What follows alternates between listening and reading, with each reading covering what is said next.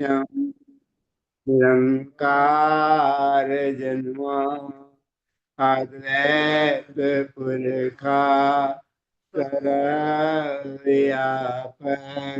कल्याण मूर्त परमेश्वराय नमः। परमेश्वराय नमः। परमेश्वराय नमः। ओम ब्रह्म सत्यम सर्वदा। सर्वदा। ओम ब्रह्म सत्यम सर्वदा। हम सभी बहुत भाग्यशाली हैं कि हमारे अंदर सदगुरुदेव महात्मा मंगत राम जी महाराज के प्रति और उनके ग्रंथ के प्रति जो अटूट श्रद्धा और अगाध श्रद्धा है, उसी का ये प्रतिफल है कि हम अपने ग्रंथ को गहनता से अध्ययन करना चाहते हैं, मनन करना चाहते हैं और प्रभु की असीम कृपा प्राप्त भी करना चाहते हैं। दास का धीरे धीरे ये पक्का विश्वास होता जा रहा है कि ये साधारण श्रद्धा नहीं है, क्योंकि जब तक प्रभु की कृपा नहीं होती तब तक अपने अंदर विश्वास इतना अगाध होता भी नहीं है कि हम अपने का जो अध्ययन है और उसका मनन है, चिंतन है, वह कर सकें। इसलिए बारंबार प्रभु के चरणों में निवेदन करते हुए, प्रार्थना करते हुए कि हे प्रभु, हम पर ऐसी कृपा बनाए रखें। अन्यथा संसार में न जाने और कितने हैं जो विश्वास का ढोल तो पीटते हैं, परंतु परमेश्वर की शरण में, अपने गुरु की शरण में न तो पहुंचते हैं और न ही उनके द्वारा दिए हुए सत्शास्त्रों में वह श्रद्धा रखते हैं जिसके वशीभूत होकर वह परमात्मा में लीन हो जाएं। इसलिए अपने परमेश्वर से बारंबार नित्य प्रति कृपा मांगते रहिए ताकि हम कहीं भटक ना जाएं। आज ग्रंथ श्री समता विलास में वचन नंबर 78, पेज नंबर 117 है। सदगुरुदेव जी महाराज सेवा के साधन में हम सभी को समझा रहे हैं कि जो भी दुनिया में गुरु, पीर, अवतार, पैगंबर आया है, उसका जीवन परोपकारी ही देख लेवे, क्योंकि मन पर वह ही काबू पा सकता है जो अपनी जरूरतों पर काबू पा लेवे। जो अपनी जरूरतों पर काबू पा लेता है, उसको फिर दूसरे की जरूरतों में रागिब यानी लीन होना पड़ता है। यह ईश्वर का नियम है। दूसरे की सेवा साधन से मन असली स्वरूप में लीन हो जाता है, जिसमें कोई विकार नहीं। उस आनंद अवस्था को प्राप्त होकर फिर आवागमन से रिहा हो जाता है। श्री महाराज जी हम सबको सबसे पहले सभी सत्पुरुषों की याद दिला रहे हैं। मन प्रफुल्लित होना चाहिए कि हमारे जितने भी सत्पुरुष हैं, जब तक वह देह में थे,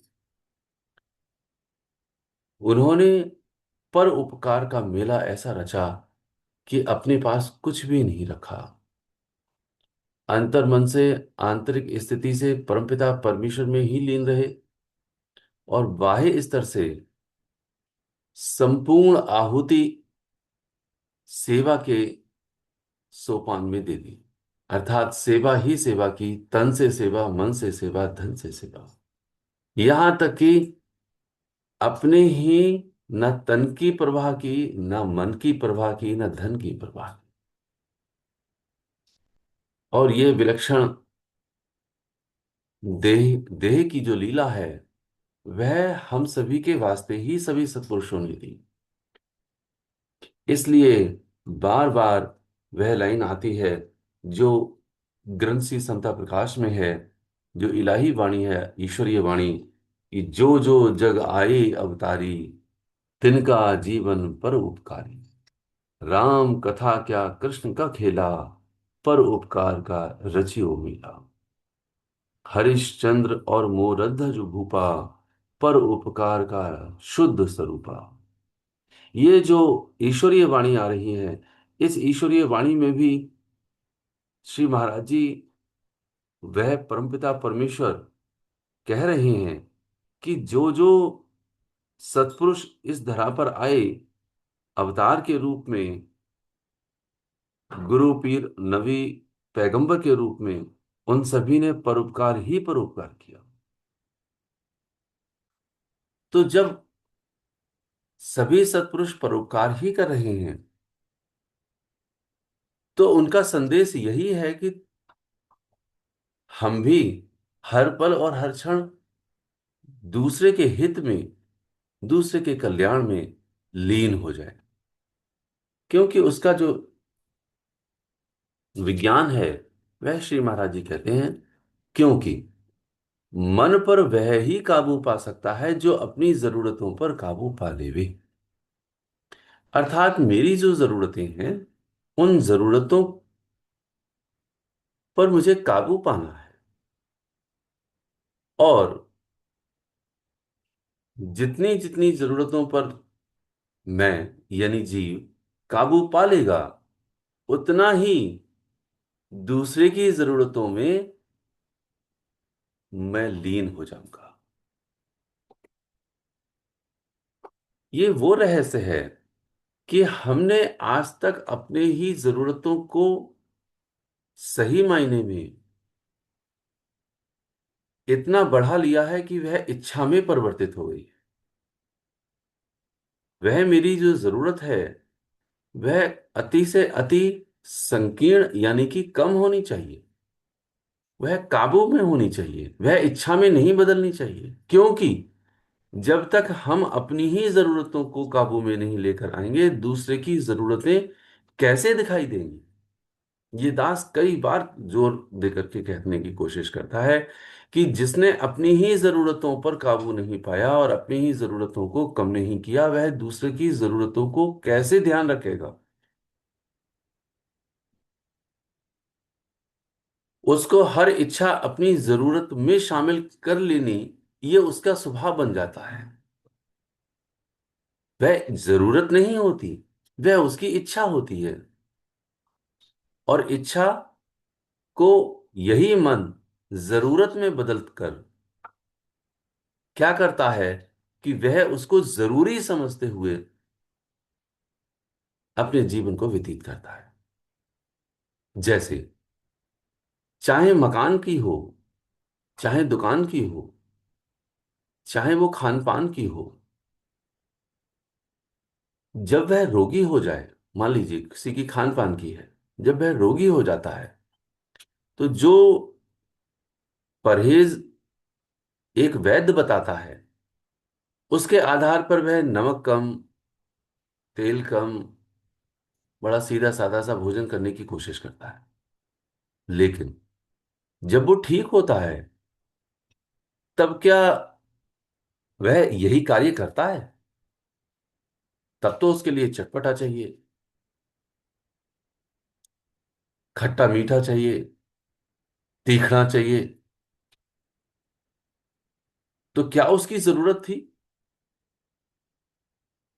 बारंबार मिष्ठान को ग्रहण करने का यत्न करता है, अलग अलग व्यंजन जो मिष्ठान के हैं उनको ग्रहण करने का यत्न करता है, और यत्न ही नहीं, उनको ग्रहण भी करता है। तो वो जो जरूरत है, वह जरूरत कितनी थी उसकी? तो उस समय उसको ये होश नहीं है कि मेरे मिष्ठान के लिए, मेरे व्यंजन के लिए जितनी वो जरूरतें होती हैं उसी हिसाब से उसको ग्रहण करना चाहिए, लेकिन उसके वहां पर जरूरत नहीं बल्कि इच्छा ही उसकी जरूरत बन जाती है। इसलिए श्री महाराज जी कहते हैं कि जो अपनी जरूरतों पर काबू पा लेता है, उसे दूसरे की जरूरतें दिखाई देने लगती हैं और उनमें वह लीन हो जाता है। वह अपनी जरूरतों को नहीं, वह अपनी भूख को नहीं, अपने लिबास को नहीं, बल्कि दूसरे की जरूरत को पूरी करने का यत्न करता है। यह ईश्वर का नियम है। अब ईश्वर के नियम को जो जितना जितना आज से पालन करने का यत्न करेगा, उसका क्या होगा कि दूसरे की सेवा साधन से मन असली स्वरूप में लीन। मन का असली स्वरूप निश्चल आनंद है। मन तू सांचा हो रहो, सिमर के सांचा ना। ये जो मन है वह अशुद्ध हो गया है, झूठा हो गया है, फरेबी हो गया है, मक्कार हो गया है। इसीलिए ये वाणी आ रही है कि मन तू सांचा हो रहो, सिमर के सांचा नाम, मंगत विपदा जग घनी, राम देवे विश्राम। इस मन में न जाने कितनी कल्पनाएं थी, इसलिए इस मन को सच्चा होकर के परमपिता परमेश्वर को वह याद करेगा, उस मंत्र का जाप करेगा और वह सच्चा हो जाएगा। उससे क्या होगा कि असली स्वरूप में वह लीन हो जाएगा, जिसमें कोई विकार नहीं है। यानी कि मेरे मन के अंदर इतने विकार हैं जिन विकारों को देखते हुए भी मैं नजरअंदाज कर देता हूं। मैं इन विकारों के ही साथ हो जाता हूं, उस मन के जो विकार हैं इन सारे संकल्पों के साथ हो जाता हूं, जबकि मुझे इन संकल्पों के साथ ना होकर के परमेश्वर के नियम के आधार पर चलना चाहिए। आज भी मेरा मन नियम में लापरवाही कर देता है। सिमरन का नियम है, पक्के इरादे के साथ सिमरन करना है। ये सेवा है, ये गुरु की सेवा है, सबसे ऊंची सेवा है।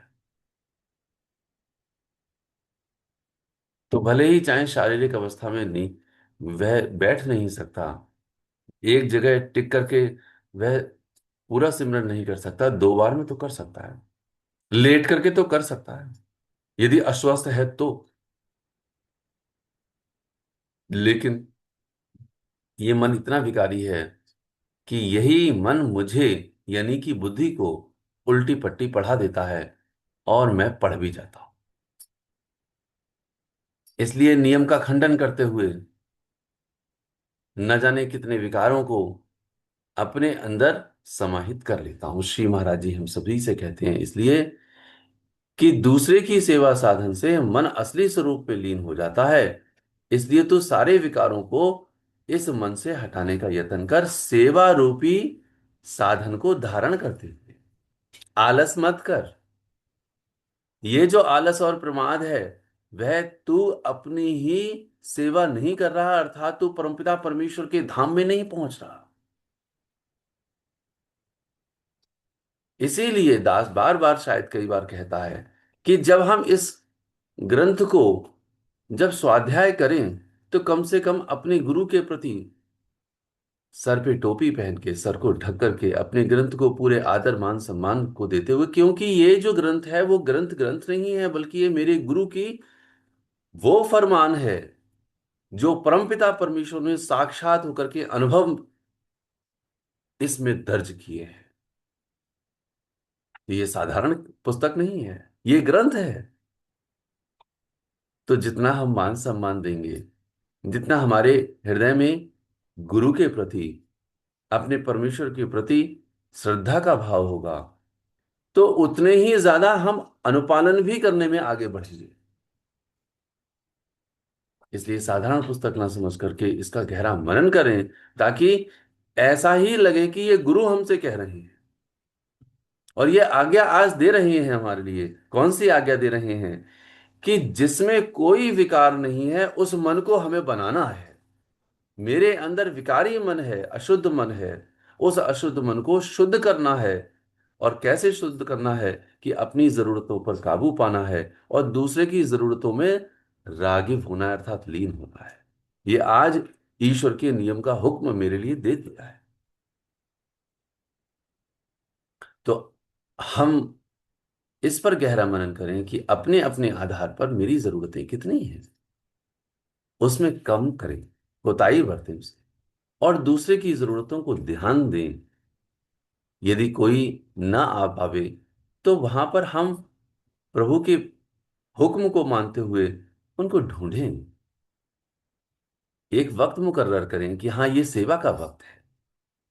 इस सेवा के वक्त में कोई प्रभु हमारे लिए जरूरतमंद मिल जाए और हम दूसरे की जरूरतों को देख पाएं। क्यों देख पाएं? क्योंकि उस जरूरत को पूरी करके अपनी जरूरतों को कम करते हुए इस विकारी मन को निर्विकार बनाना है। क्योंकि परमेश्वर निर्विकार है। तब जाकर के क्या होगा? उस आनंद अवस्था को प्राप्त हो जाएगा जिससे कि आवागमन से रिहा अर्थात छूट जाएगा। कौन? मैं। तो मेरे अंदर जो भाव है मैं का, वह कमजोर पड़ जाएगा और सेवा परमपिता परमेश्वर कर रहा है, यह भाव आते हुए यह विकारी मन निर्विकार होकर के परमात्मा की गोद में सो जाएगा। श्री महाराज जी वचन नंबर 79 में पेज नंबर 118 पर हम सभी को समझा रहे हैं कि सेवा के नियम की अधिक महिमा है। जिसने धारण की वह सब पापों से छूटकर अविनाशी आनंद को प्राप्त हो गया। इस वास्ते हर एक प्राणी मात्र को इस परम गुण को धारण करना चाहिए जिससे जीव का कल्याण होवे। पहले मन की बात हुई, श्री महाराज जी अब जीव की बात कर रहे हैं। जीव का कल्याण हो रहा है। क्यों हो रहा है? क्योंकि वह सब पापों से छूट करके ये जीव अविनाशी आनंद को प्राप्त हो जाएगा। क्योंकि हर एक प्राणी मात्र को इस परम गुण को धारण करना चाहिए ताकि जीव का कल्याण हो सके। इस जीव का कल्याण इस मानुष चोले में ही होना है और किसी चोले में नहीं होना। क्योंकि इस मानुष चोले में ही जीव को होश है। जो अविनाशी आनंद वह अनुभव कर सकता है सत्पुरुषों के पूरे जीवन का अवलोकन करते हुए उसे यह एहसास होना चाहिए कि भगवान राम पूरे दिन राज्य का कार्यकाज करते थे, लेकिन रात्रि में सरयू नदी के किनारे परमात्मा के ध्यान में लीन हो जाते थे। भगवान कृष्ण ऐसे ही पूरे दिन में राजकाज करते थे, कार्य करते थे, परंतु रात्रि में यमुना नदी के तीर पर वह परमपिता परमेश्वर की उस स्थिति में जाकर लीन हो जाते थे। हमारे सदगुरुदेव महात्मा मंगत राम जी महाराज कीली की तरह सुबह से लेकर के शाम तक हर प्रेमी के प्रश्न का उत्तर देते थे। और साथ ही साथ जिस वक्त वो वैद्य का कार्य काज कर रहे थे उस समय हर वैद्य हर एक मरीज के पास जा जा करके उनके घर जा करके उनकी रोटियां तक बना करके उनकी साफ सफाई करते हुए उनको खिलाते थे और साथ में ही उनको दवाई भी देते थे। परंतु कोई भी रात, शायद गिनी चुनी ही ऐसी होंगी जिस जिन रात्रि को उन्होंने छत के नीचे गुजारा, बाकी तो सब रात आसमान के नीचे गुजारा करते थे। हमें तो नींद इतनी आती है कि हम सोते ही रहते हैं। हमारा आलस और प्रमाद भी बना रहता है। हमारे लिए तो यही समझ में नहीं आता कि नींद आखिर मेरे लिए कौन से भंडार की खुली हुई है। आलस ऐसा आता है, हम तो हर एक सहूलियत वाला कोना ढूंढा करते हैं जिस सहूलियत वाले कोने में जाकर के इत्मीनान से बैठ जाएं, हम अपना आनंद मनाएं। लेकिन हमने कभी इन सत्पुरुषों के इस जीवन को इस तरह से नहीं अवलोकित किया, अर्थात नहीं देखा कि कैसे उन्होंने सब पापों से छूट करके दिन में सेवा की और रात्रि में उन्होंने परमपिता परमेश्वर को याद किया। क्यों? क्योंकि जीव का कल्याण हो जाए यह आधार उन्होंने बनाया। ये जगत तेरा नहीं है, तेरा तो जगत उस परमेश्वर की गोद है। तेरा जगत तो अर्थात ईश्वर का वह अंश है तू जो परमेश्वर से जुदा हो गया और अपने ही अनानियत को धारण करते हुए इस संसार में गोते खा रहा है, दुखी है, भयभीत है। तूने इस जगत को अपना समझ लिया, इसलिए श्री महाराज जी कहते हैं कि ये जो पाप तू करने जा रहा है और पाप करता ही रहता है, इससे तू अति ही भयभीत और दुखी और बेचैन इसी जन्म में नहीं अगले जन्मों में भी होता रहेगा। इसलिए ये जो मन है, उसको वाणी कहती है कि ये जो मन तुझा पाप में रागिब कर रहा है, तब कहते हैं मन अपने को सोधिए विच मार्ग पर उपकार, मंगत ये ही बंदगी भव से करे निस्तार। ये जो भव सागर है, ये जो भवकूप है, जो कुआं है जिसमें हम गिरे हुए हैं, इसमें न जाने कितने पाप करते चले जा रहे हैं। इससे निकलने का यत्न करें। और कैसे?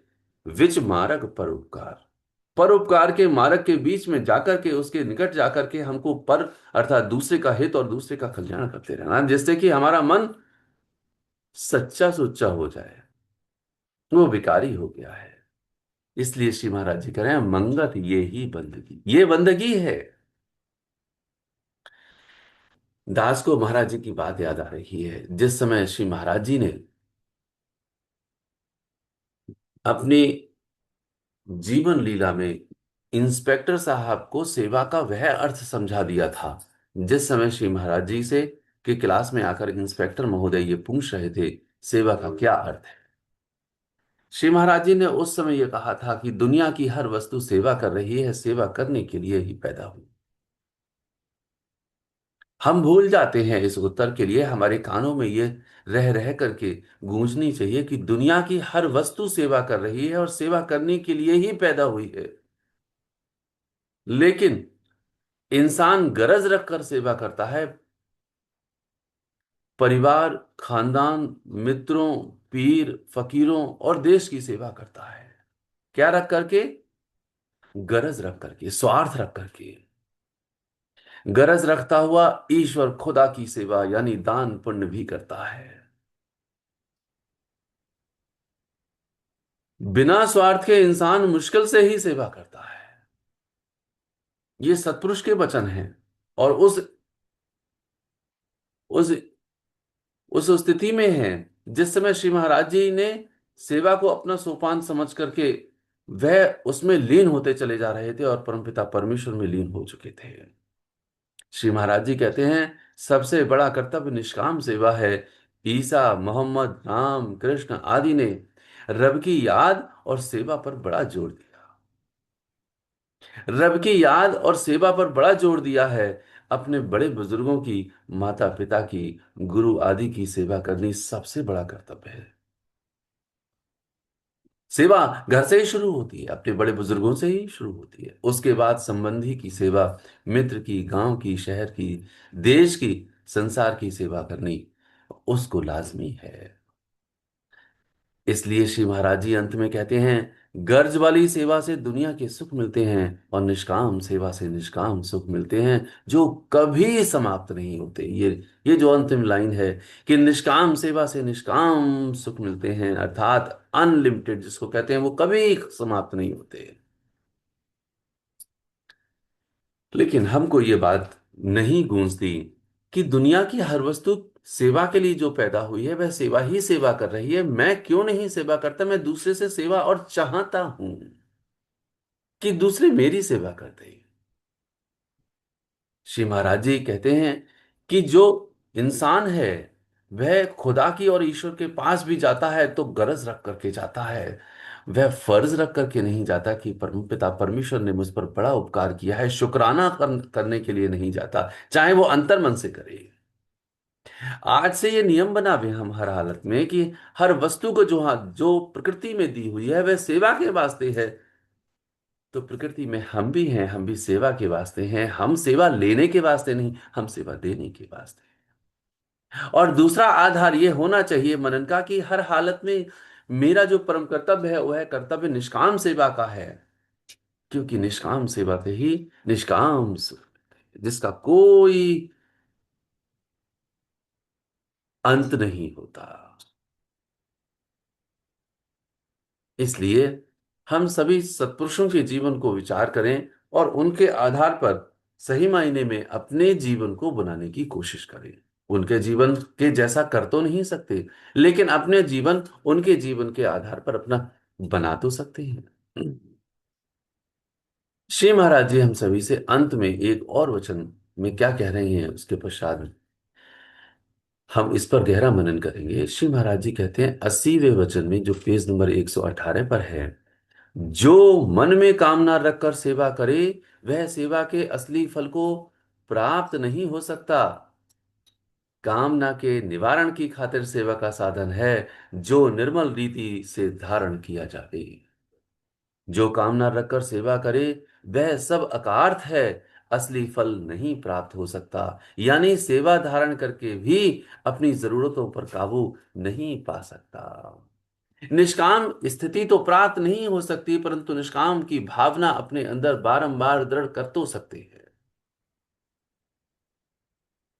अर्थात श्री महाराज जी कहते हैं हमसे कि जब भी हम सेवा करें तो कोई भी अंदर इच्छा ना रखें कि जिसकी हम सेवा कर रहे हैं, मदद कर रहे हैं, चाहे धन से कर रहे हैं, मन से कर रहे हैं, तन से कर रहे हैं, उससे हम कोई इच्छा प्रतिफल में ना मांगे, ना रखें कभी, अपने अंदर ना रखें। यदि उसने कुछ गलत भी किया है, इसका मतलब ये नहीं कि हमने उससे सेवा की है तो उसका फर्ज बनता है कि वो हमारे लिए कुछ करे,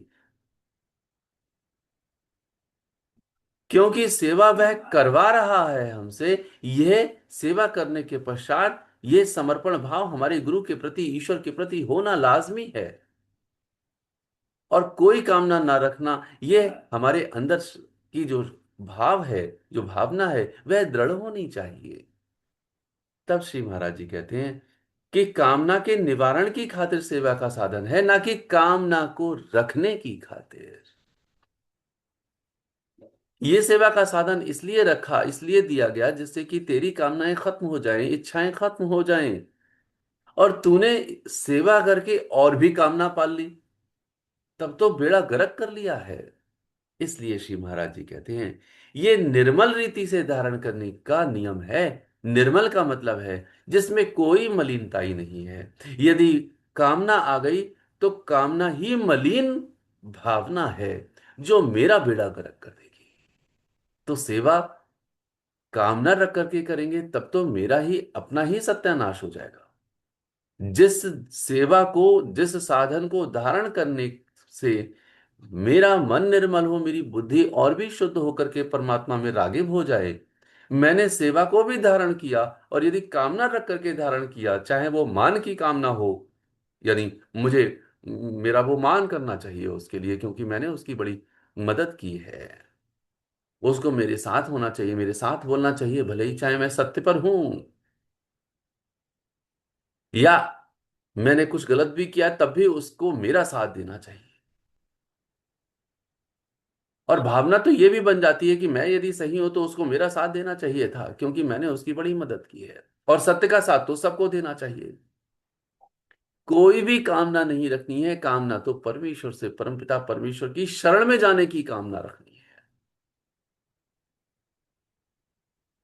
इसलिए श्री महाराज जी कहते हैं कि जो कामना रखकर सेवा करे वह सब अकार्थ है, उसका कोई अर्थ नहीं, वह कहीं पर भी स्थित नहीं हो पाएगा, अर्थात मलिनताई से निर्मलताई पर नहीं पहुंच सकता, असली फल को वह प्राप्त नहीं कर सकता। इसलिए कहते हैं सेवा धारण करके भी अपनी जरूरतों पर काबू नहीं पा सकता। ये अंतिम बात लिखी है अंतिम लाइन में, जिस बात को हम बारंबार सीख रहे हैं कि अपनी जरूरतों को कम करके दूसरों की जरूरतों में लीन होना है। ये सबसे पहले वचन में आज के दिया और हमको समझाया गया। तो हमने यदि कामना रख करके सेवा को धारण कर भी लिया तो हम अपनी जरूरतों पर कभी काबू नहीं पा सकते, और जो अपनी जरूरतों पर काबू नहीं पा सकता वह दूसरों की जरूरतों में कैसे लीन हो जाएगा। इसलिए परमपिता परमेश्वर जो इस गहरे विज्ञान के लिए सिखा रहे हैं और समझा रहे हैं, हम मनन करें कि हमने अपनी कामना की निवृत्ति की खातिर सेवा का नियम धारण किया था, जो ईश्वरीय नियम है, जो समस्त सत्पुरुषों ने हम सभी को ये बतलाया। इसीलिए एक छोटी सी बात, कि जब भी हम किसी नाव में बैठते हैं और नाव के दो चप्पू चलाते हैं, उस चप्पू को चलाने में हम वह नदी पार कर जाते हैं दोनों चप्पू को चलाते हुए।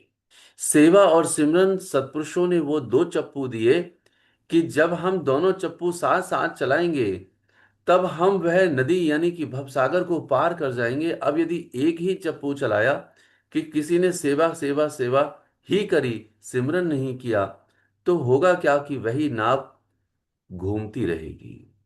कल्पना करें एक ही चप्पू चलेगा तो उसकी वह घूमने लगेगी, धीरे धीरे धीरे धीरे एक ही जगह पर घूमने लगेगी। और दूसरा चप्पू चलाया, पहला नहीं चलाया, तब भी घूमने लगेगी। यानी कि सभी सत्पुरुषों का यह नियम पक्का है कि निष्काम भाव से सेवा करना और परमपिता परमेश्वर का सिमरन करना, ये दोनों चप्पू साथ में चलेंगे, जिससे कि यह मलिन मन निर्मल हो जाएगा और हम परमात्मा की गोद में सो जाएंगे। यही नियम हम सभी को बड़े गहराई से धारण करना चाहिए। परमपिता परमेश्वर हम सब पर कृपा करें और गहरे मनन में उतारें, ताकि हम अपने जीवन में ये धारण करते हुए परमेश्वर की गोद में सो जाएं। ओम ब्रह्म सत्यम सर्वदा।